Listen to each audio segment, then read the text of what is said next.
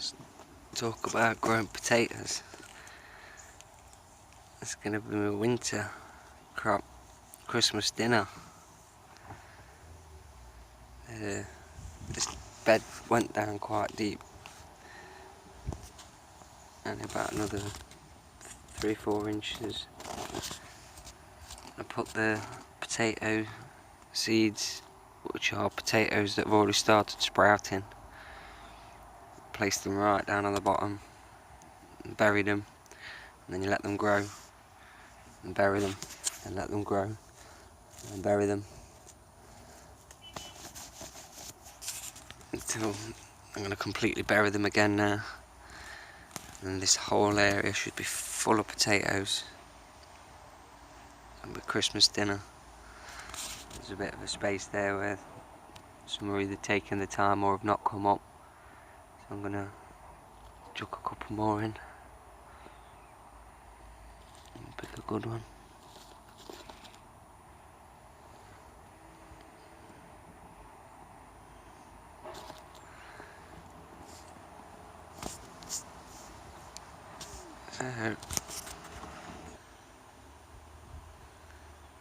You never want to step in your grow beds, so this is quite making it awkward. I should have set the camera up. And when you're burying the potatoes, always put some sieved finer soil around them, so that there's no restriction and the shoots start to grow.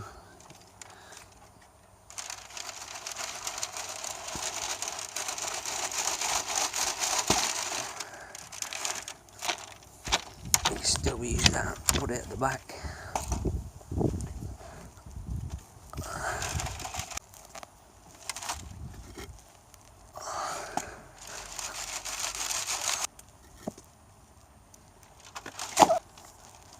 This is just the old root ball at the bottom of a big pot I was growing carrots in.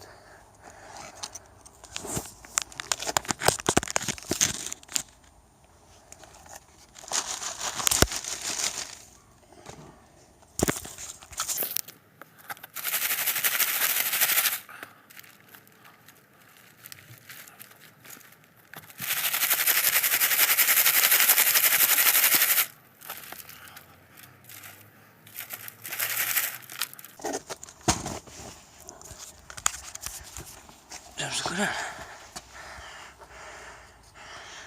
continue to bury them. Finally finished building my grow bed. So I've got some winter cabbage. I'm a bit late for growing a full Christmas dinner. You need to start at the beginning of the summer growing your hardy, Brussels, kale, leeks. I've got my kale growing, I've got some beets, some chard. There's a bit of corn in there I need to harvest. Just a couple of curds. Down here, right at the bottom of the grow bed, I've buried a big branch.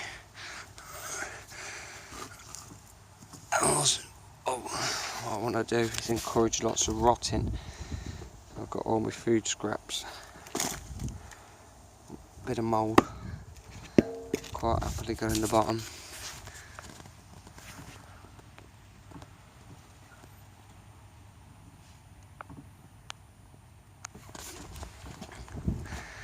That'll just get buried.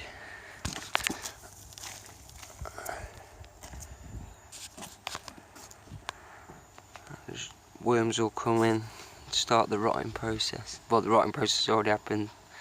The worms will come in, start decomposing it all. It should speed up the rate that the log decomposes.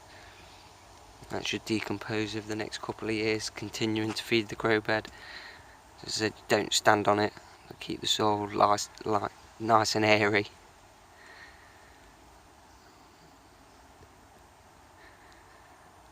And just when you want to harvest something, just chop it at the roots. Leave the roots to rot.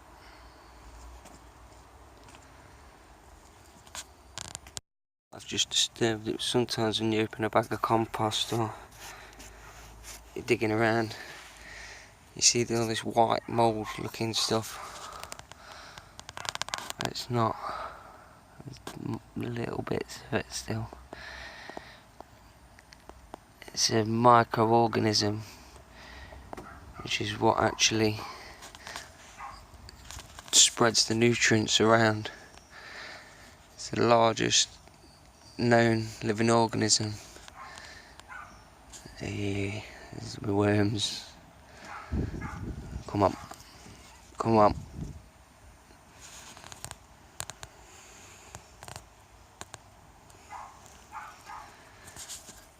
And you can see a bit more of the white. I can't remember the name of it now. Mycelium, something like that. There we go.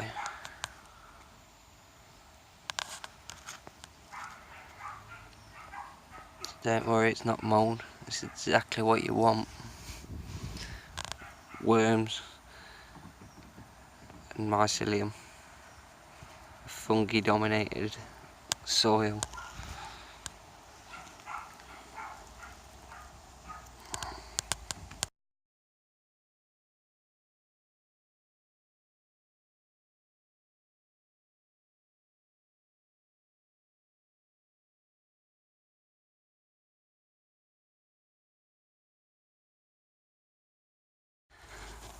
Also easy to grow spuds in bags.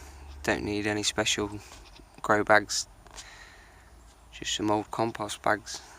When the potato plants start to look all dried out and died, that's when you want to harvest them. If I grab them together. Spuds. You don't want to grow potatoes in the same compost, the same patch of floor over and over and over, because they are actually a member of the deadly nightshade family. Same as tomatoes. So you want to alternate where you plant them. 2 years at the most. Life everywhere. That's what's doing the business, making the nutrients.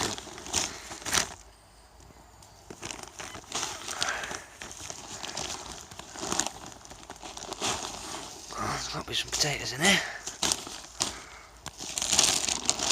This is the best way. The thing about growing them in bags, just turn it upside down, and there you go.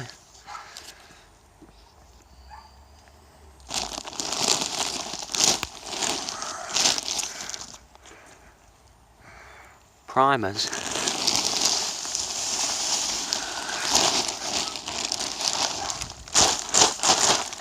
This is compost that I collected out of somebody's garden. It's been sat there for quite a while, in all stages of decomposition. It's quite dried out actually. Got twigs, lots of worm castings, leaves, all sorts of broken down matter.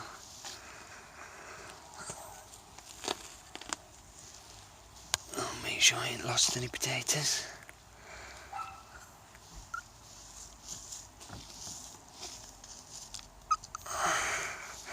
Snail shell, a bit of calcium.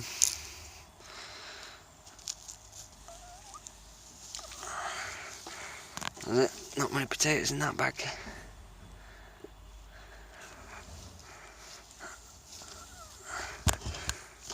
And if I have missed one, it might grow into another batch.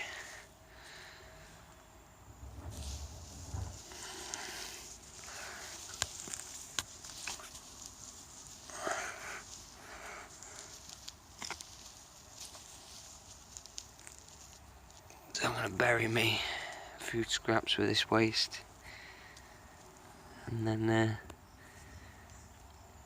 it's On the bottom I've got the hard branches, some dried out, some wet. Loads of fresh leaves and greens that have ripped off loads of my comfrey. Buried a load of the comfrey at the bottom with it. I took a tray of my worm bin, put the whole tray of worms, all the food, the worm castings, everything, mixed that into the bottom. And I'll use this twiggy stuff, and I'll probably sieve some nice fine black compost out of my compost bin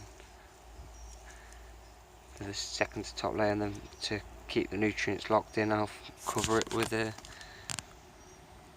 bit of mulch. The sun will if you've got strong sunshine, it will kill all the nutrients in the top inch or two of the soil. So if you've got nice fresh compost, you want to cover it with a bit of mulch to keep the nutrients locked in. Also, it's insulation for the plants, helps with the moisture, keeps your veggies dry above it.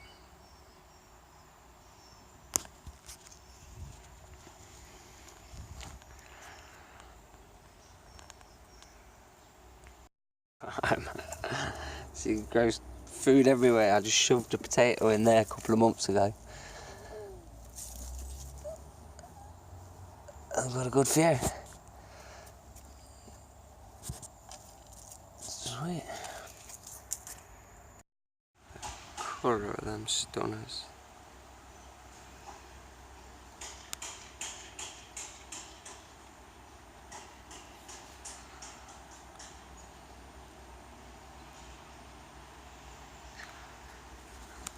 I think they're my biggest cleanest tomatoes I've ever grew. Not monstrous, but they're a good healthy size. So I've got a pocket full of all coloured ones. Picking out the last bits now. The summer veggies, the salads. As I said, don't grow potatoes in the same place, in the same compost over and over and over, 2 years max. If you're building a grow bed, don't bury them in the middle.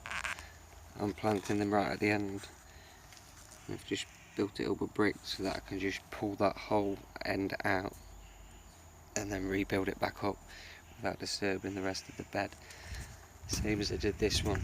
I did just have this one short grow bed. I took the end piece out, extended it, and eventually I think I'm going to stay here and don't move to Costa Rica. I'm going to build this up to here and just continue to keep building soil, just like nature. All the trees just dropping twigs, dropping leaves, dropping berries, bird poo, dead birds, all sorts of organic matter. It's life, nature taking over.